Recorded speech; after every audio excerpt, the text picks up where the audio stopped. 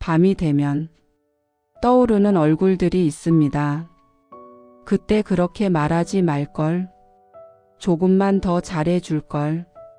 미안하다는 말도 제대로 못했는데 자식한테 미안하고 배우자한테 미안하고 부모한테 미안하고 내가 더 잘했어야 했는데 이 미안함은 언제 끝날까요? 부처님은 이런 사람에게 이렇게 말씀하셨습니다. 지나간 일로 지금의 너를 벌하지 마라. 미안함은 억울함보다 깊습니다. 억울함은 상대에게 향하지만 미안함은 나 자신을 향합니다.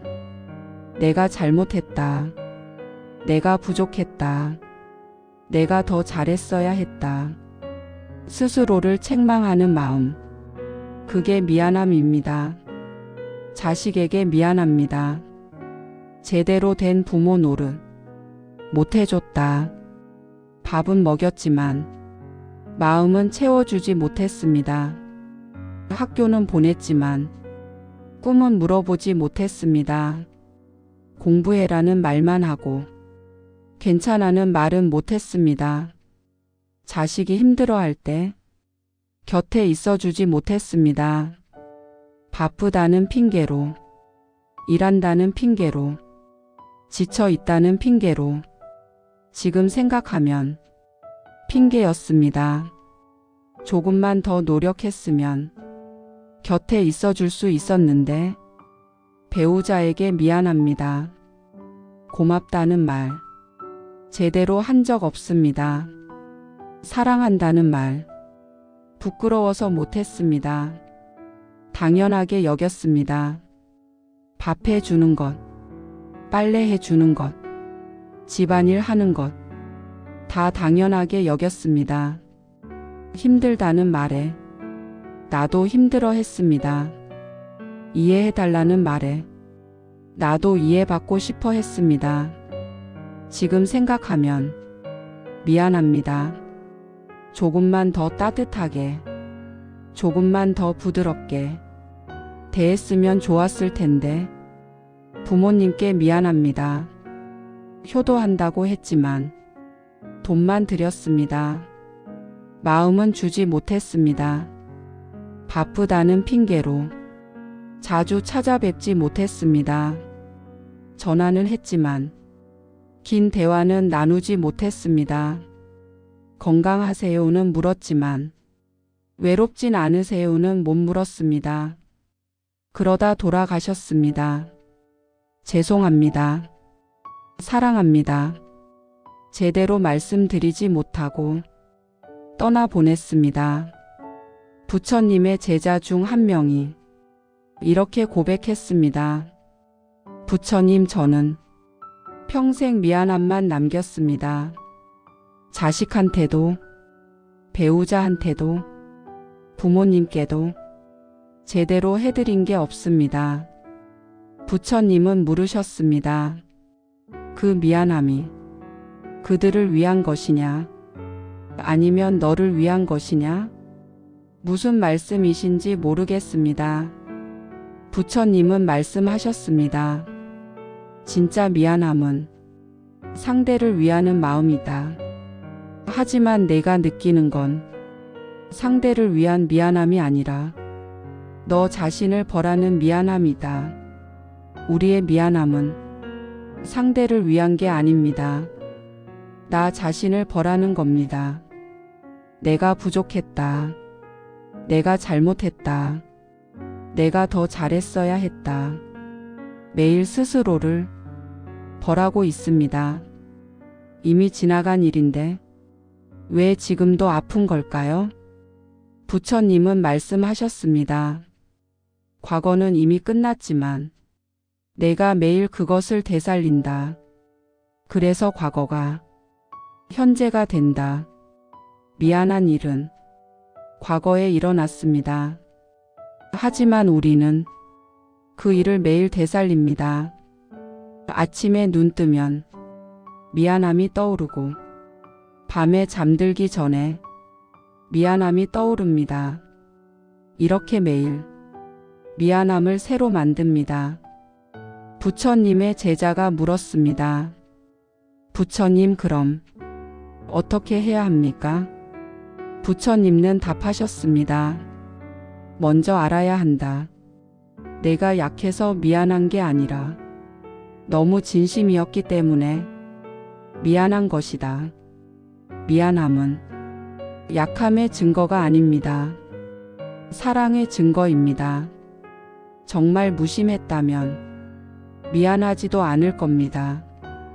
미안한 건 그만큼 사랑했기 때문입니다. 부처님은 말씀하셨습니다. 미안함은 내가 약해서가 아니라 너무 사랑했기 때문이다. 우리는 미안함을 책임이라고 생각합니다. 내가 잘못했으니 내가 책임져야 한다. 내가 부족했으니 내가 벌받아야 한다. 하지만 부처님은 미안함을 다르게 보셨습니다. 미안함은 책임이 아니라 이미 끝난 사랑의 흔적이다. 미안함은 잘못의 증거가 아닙니다. 사랑의 증거입니다. 부처님의 제자 중 한 명이 자식에게 미안해했습니다. 부처님, 저는 자식을 제대로 키우지 못했습니다. 화만 냈고 공부하라는 말만 했습니다. 사랑한다는 말은 한 번도 못했습니다. 부처님은 물으셨습니다. 왜 화를 냈느냐? 자식이 잘 되길 바라서였습니다. 왜 공부하라 했느냐? 자식이 좋은 삶을 살길 바라서였습니다. 부처님은 말씀하셨습니다. 그것이 사랑 아니냐? 말로 표현은 못했어도 마음은 사랑이었다. 미안함은 그 사랑이 완벽하지 못했다는 아쉬움이다. 우리는 완벽하지 못했습니다. 부모로서, 배우자로서, 자식으로서 실수도 많이 했고 후회되는 일도 많습니다. 하지만 그 모든 순간 우리는 진심이었습니다. 부처님은 말씀하셨습니다. 미안함은 잘못의 증거가 아니라 그때 진심이었다는 증거다. 화를 낸 것도 진심이었고 잔소리한 것도 진심이었고 무심했던 것도 그때는 최선이었습니다. 지금 돌아보면 부족해 보이지만 그때는 그게 전부였습니다. 부처님의 제자가 물었습니다. 부처님, 하지만 그래도 잘못은 잘못 아닙니까? 부처님은 답하셨습니다. 잘못은 인정해도 된다. 하지만 그 잘못으로 평생 스스로를 벌할 필요는 없다. 잘못을 인정하는 것과 스스로를 벌하는 건 다릅니다. 잘못을 인정하면 그 다음은 배우는 겁니다. 하지만 우리는 배우는 대신 스스로를 벌합니다. 부처님은 이렇게 비유하셨습니다. 실수로 넘어졌을 때 일어나서 다시 걷는 게 아니라 넘어진 자리에서 스스로를 때리고 있다. 넘어진 건 과거입니다. 하지만 우리는 아직도 그 자리에서 스스로를 때리고 있습니다. 부처님은 말씀하셨습니다. 미안함은 책임이 아니라 이미 끝난 사랑의 흔적이다. 그 흔적을 상처로 만들지 마라. 미안함은 사랑했다는 증거입니다. 진심이었다는 증거입니다. 최선을 다했다는 증거입니다. 비록 완벽하지 못했어도 그때는 그게 전부였습니다. 부처님의 제자가 또 물었습니다. 부처님, 그럼 미안함을 느끼지 말아야 합니까? 부처님은 답하셨습니다. 미안함을 느껴도 된다. 하지만 그 미안함으로 너 자신을 벌하지는 마라. 미안함은 알아차림이지 벌이 아니다.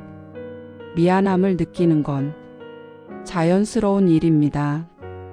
그건 당신이 여전히 사랑하고 있다는 증거입니다.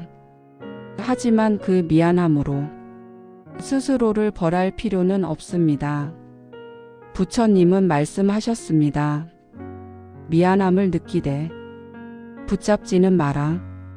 이상한 일입니다. 남의 잘못은 쉽게 용서합니다. 그럴 수도 있지. 그땐 몰랐겠지. 어쩔 수 없었을 거야. 이렇게 이해합니다. 하지만 나 자신의 잘못은 절대 용서하지 않습니다. 내가 그래서야 되나? 내가 그것도 몰랐나? 변명의 여지가 없다. 왜 나 자신에게만 용서가 없을까요?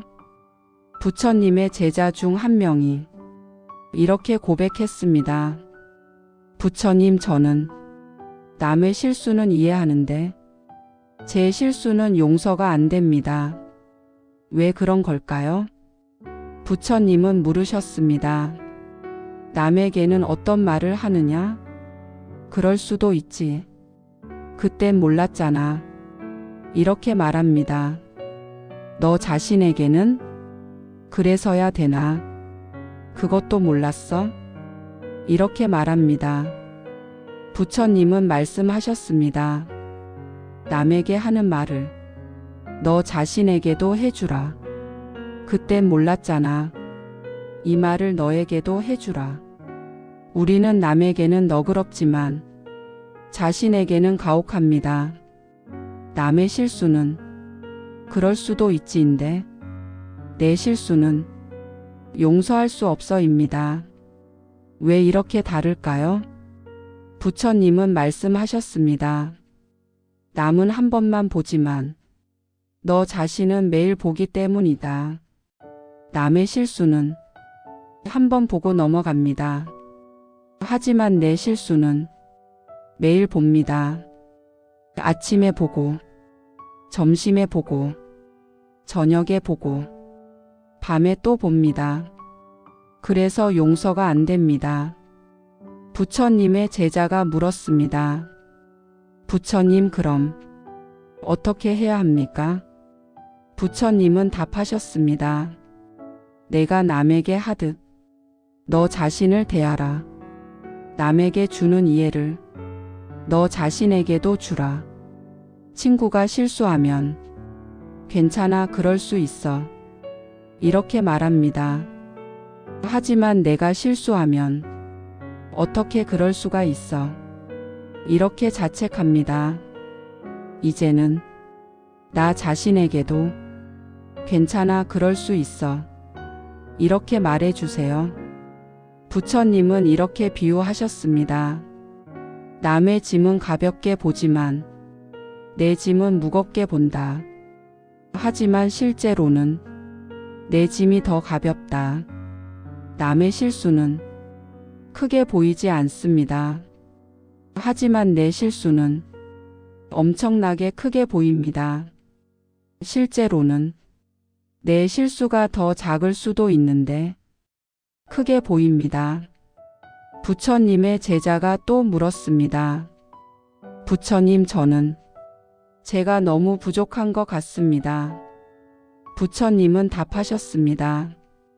부족한 게 아니라 스스로에게 너무 가혹한 것이다. 우리는 부족하지 않습니다. 다만 스스로에게 너무 가혹할 뿐입니다. 부처님은 말씀하셨습니다. 남을 용서해도 자신만은 용서 못한 이유, 그건 내가 나쁜 사람이어서가 아니라 너무 착한 사람이기 때문이다. 착한 사람일수록 자신에게 가혹합니다. 나쁜 사람은 자기 잘못도 남 탓을 합니다. 하지만 착한 사람은 남 잘못도 내 탓을 합니다. 부처님은 이렇게도 말씀하셨습니다. 그땐 몰랐잖아. 이 말을 왜 나에게만 안 해줬는지. 이제는 너 자신에게도 이 말을 해주라. 그때는 몰랐습니다. 그때는 그게 최선이었습니다. 그때는 그렇게 할 수밖에 없었습니다. 이제는 나 자신에게도 이 말을 해주세요. 부처님은 말씀하셨습니다. 너 자신을 남처럼 대하라. 그것이 진정한 자비다. 부처님은 미안함을 설명하기 위해 3가지 비유를 들으셨습니다. 첫 번째, 짐을 내려놓지 못한 나그네 비유. 어떤 나그네가 무거운 짐을 지고 먼 길을 갔습니다. 목적지에 도착했는데도 짐을 내려놓지 않았습니다. 사람들이 물었습니다. 이미 도착했는데 왜 짐을 내려놓지 않습니까? 나그네가 대답했습니다. 이 짐을 지는 게 제 벌입니다. 오는 동안 너무 힘들었으니 이 짐을 평생 져야 합니다. 부처님은 말씀하셨습니다. 미안함도 그렇다. 이미 그 일은 끝났는데 아직도 짐을 지고 있다. 짐을 진 건 그 일을 하는 동안이었고 이제는 내려놓을 때다. 미안한 일은 끝났습니다. 자식도 다 컸고 배우자도 이해했고 부모님도 돌아가셨습니다. 이미 끝난 일인데 아직도 그 짐을 지고 있습니다. 부처님은 말씀하셨습니다. 도착했으면 짐을 내려놓아라. 이미 끝난 일이면 미안함도 내려놓아라. 두 번째, 이미 떠난 배를 부르는 사람 비유. 어떤 사람이 항구에 서서 배를 부르고 있었습니다. 배야 돌아와. 미안해 돌아와. 하지만 배는 이미 수평선 너머로 사라졌습니다. 사람들이 물었습니다. 배는 이미 떠났는데 왜 계속 부릅니까? 그 사람이 대답했습니다. 제가 제대로 배웅하지 못했습니다. 그래서 계속 부르는 겁니다. 부처님은 말씀하셨습니다. 미안함도 그렇다. 이미 떠난 사람을 계속 부르고 있다. 이미 지나간 시간을 계속 붙잡고 있다. 하지만 배는 돌아오지 않고 시간도 되돌아오지 않는다. 자식은 이미 독립했습니다. 배우자는 이미 이해했습니다. 부모님은 이미 떠나셨습니다. 이미 떠난 배인데 아직도 부르고 있습니다. 부처님의 제자가 물었습니다. 부처님, 그럼 어떻게 해야 합니까? 부처님은 답하셨습니다. 떠난 배를 부르지 말고 지금 여기 있는 배를 보라. 지나간 사람에게 미안해하지 말고 지금 곁에 있는 사람을 보라. 과거에 미안해하느라 현재를 놓치고 있습니다. 부처님은 말씀하셨습니다. 이미 떠난 배는 보내주라. 그리고 지금 여기를 보라. 세 번째, 어두운 방에서 스스로를 때리는 사람 비유. 어떤 사람이 어두운 방에서 스스로를 때리고 있었습니다. 사람들이 불을 켜고 들어가 물었습니다. 왜 스스로를 때립니까? 그 사람이 대답했습니다. 과거에 잘못했으니 벌을 받아야 합니다.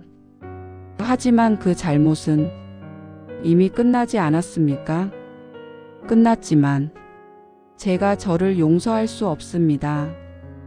부처님은 말씀하셨습니다. 미안함도 그렇다. 이미 끝난 일로 스스로를 때리고 있다. 어둠 속에서 자신을 벌하고 있다. 하지만 아무도 그것을 원하지 않는다. 자식도 원하지 않습니다. 배우자도 원하지 않습니다. 부모님도 원하지 않습니다. 당신이 스스로를 벌하는 것을 아무도 원하지 않습니다. 부처님은 말씀하셨습니다. 어둠 속에서 나와라. 스스로를 때리지 마라. 이제는 너 자신을 용서할 때다. 참회라는 말이 있습니다. 많은 사람들이 참회를 오해합니다. 참회는 자책, 참회는 자기 혐오, 이렇게 생각합니다. 하지만 부처님이 말씀하신 참회는 다릅니다. 부처님의 제자 중 한 명이 큰 잘못을 저질렀습니다. 그는 부처님께 와서 이렇게 말했습니다. 부처님, 저는 큰 잘못을 저질렀습니다. 평생 참회하며 살겠습니다. 부처님은 물으셨습니다. 참회를 어떻게 할 것이냐? 매일 제 자신을 책망하고 저를 벌하며 살겠습니다. 부처님은 말씀하셨습니다. 그것은 참회가 아니라 자기 학대다. 부처님이 말씀하신 참회는 자책이 아닙니다. 자기 혐오도 아닙니다. 부처님은 말씀하셨습니다. 참회는 자신을 벌하는 게 아니라 다시는 스스로를 해치지 않겠다는 다짐이다. 진짜 참회는 세 가지로 이루어집니다. 첫 번째, 알아차림. 내가 잘못했구나. 이것을 인정하는 겁니다. 변명하지 않고 회피하지 않고 있는 그대로 인정합니다. 부처님은 말씀하셨습니다. 알아차림이 없으면 같은 실수를 반복한다. 두 번째, 이해. 그때는 왜 그랬을까? 잘못을 저지른 그때의 상황을 이해하는 겁니다. 부처님은 말씀하셨습니다. 이해 없이 자책만 하면 치유가 일어나지 않는다. 그때는 몰랐습니다. 힘들었습니다. 여유가 없었습니다. 그때의 상황을 이해해 주는 겁니다. 세 번째, 내려놓음. 이제 놓겠습니다. 과거의 잘못을 계속 붙잡지 않겠다고 선언하는 겁니다. 부처님은 말씀하셨습니다. 내려놓음이 없으면 참회는 고문이 된다. 이 세 가지가 진짜 참회입니다. 알아차리고 이해하고 내려놓는 것. 부처님의 제자가 물었습니다. 부처님, 그럼 과거의 잘못을 그냥 잊어버리라는 말씀입니까? 부처님은 답하셨습니다. 잊으라는 게 아니라 집착하지 말라는 것이다. 기억해도 된다. 하지만 그 기억으로 스스로를 벌하지는 마라. 과거를 기억하는 건 괜찮습니다. 그건 배움입니다. 하지만 그 기억으로 스스로를 벌하는 건 참회가 아닙니다. 부처님은 이렇게 비유하셨습니다. 화상을 입었을 때 상처를 기억하는 건 다시 불에 대지 않기 위함이다. 하지만 매일 그 상처를 긁어대면 영원히 낫지 않는다. 과거의 잘못을 기억하는 건 좋습니다. 같은 실수를 반복하지 않기 위해. 하지만 매일 그 잘못을 되새기며 스스로를 벌하면 영원히 치유되지 않습니다. 부처님은 말씀하셨습니다. 참회는 과거를 기억하되 현재를 살게 하는 것이다. 자책, 자기 혐오, 이해와 내려놓음. 이것이 진짜 참회입니다. 부처님의 제자가 또 물었습니다. 부처님, 참회하면 과거가 용서됩니까? 부처님은 답하셨습니다. 과거는 용서할 게 없다. 과거는 이미 끝났기 때문이다. 용서해야 할 건 너 자신이다.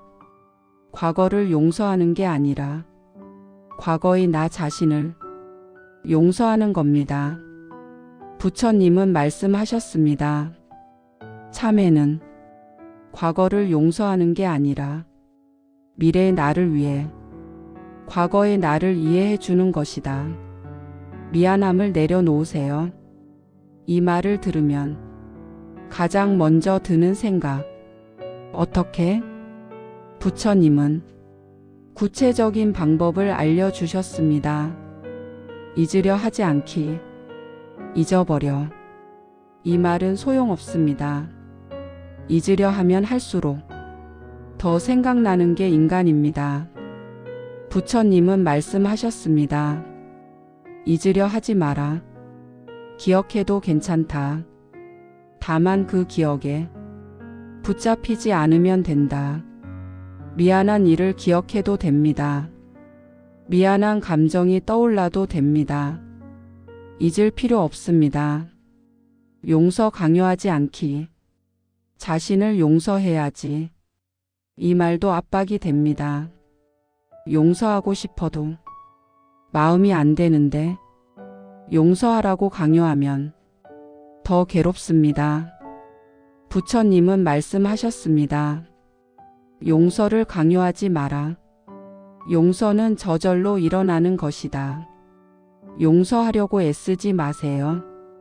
그때의 나를 이해해 준다는 선택. 이것이 핵심입니다. 용서하려 하지 말고 이해하려고 하세요.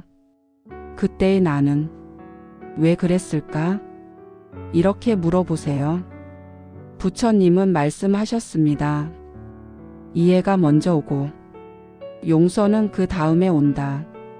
그때는 몰랐습니다. 힘들었습니다. 여유가 없었습니다. 최선이었습니다. 이것을 이해해 주세요. 부처님은 3단계 실천 구조를 알려주셨습니다.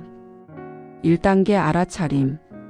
미안한 생각이 떠오르면 이렇게 말하세요. 아, 지금 미안한 생각이 떠올랐구나. 판단하지 마세요. 없애려 하지 마세요. 그냥 알아차리기만 하세요. 부처님은 말씀하셨습니다. 알아차리는 순간 생각과 나 사이에 공간이 생긴다. 2단계 이해. 미안한 생각을 알아차렸으면 이렇게 물어보세요. 그때의 나는 왜 그랬을까? 그리고 답하세요. 그때는 몰랐어. 그때는 힘들었어. 그때는 그게 최선이었어. 부처님은 말씀하셨습니다. 이해하는 순간 자책이 멈춘다. 3단계 지금으로 돌아오기. 과거의 나를 이해했으면 지금으로 돌아오세요. 깊게 숨을 들이마시고 천천히 내쉬세요. 지금 이 순간 나는 괜찮다. 이렇게 말하세요. 부처님은 말씀하셨습니다. 과거를 이해하고 지금으로 돌아오는 순간 치유가 시작된다. 이 3단계를 반복하세요. 미안함이 떠오르면 알아차리고 그때의 나를 이해하고 지금으로 돌아오기. 부처님의 제자가 물었습니다. 부처님, 이렇게 하면 미안함이 사라집니까? 부처님은 답하셨습니다. 미안함이 완전히 사라지지는 않을 수도 있다. 하지만 미안함이 떠올라도 더 이상 나를 괴롭히지 못한다. 처음에는 하루에 100번 떠오를 수도 있다. 하지만 이해하고 놓으면 점점 줄어든다.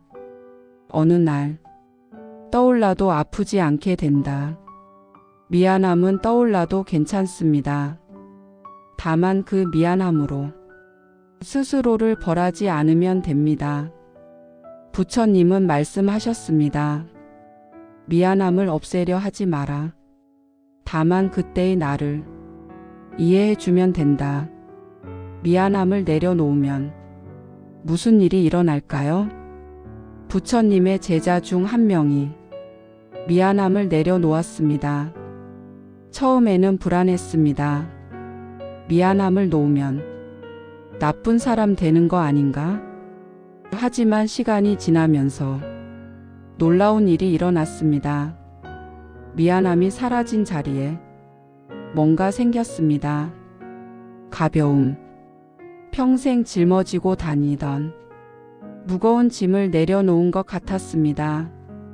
마음의 무게가 줄어들었습니다. 부처님께 물었습니다. 부처님, 미안함을 놓았더니 이상하게 가벼워졌습니다. 이게 맞는 건가요? 부처님은 미소 지으며 답하셨습니다. 그것이 자유다. 미안함이 사라진 자리에 처음 느끼는 편안함이 찾아왔습니다. 평생 긴장하고 살았는데 처음으로 어깨가 내려갔습니다. 부처님은 말씀하셨습니다. 미안함을 내려놓는다고 사랑이 사라지는 게 아니다. 오히려 진짜 사랑이 시작된다. 미안함 속의 사랑은 괴로운 사랑입니다. 하지만 미안함을 놓은 후의 사랑은 편안한 사랑입니다.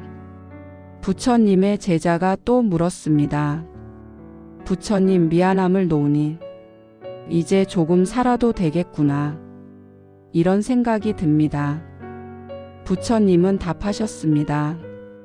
그것이 깨달음이다. 평생 벌받으며 살 필요 없다는 것. 이제 살아도 된다는 것.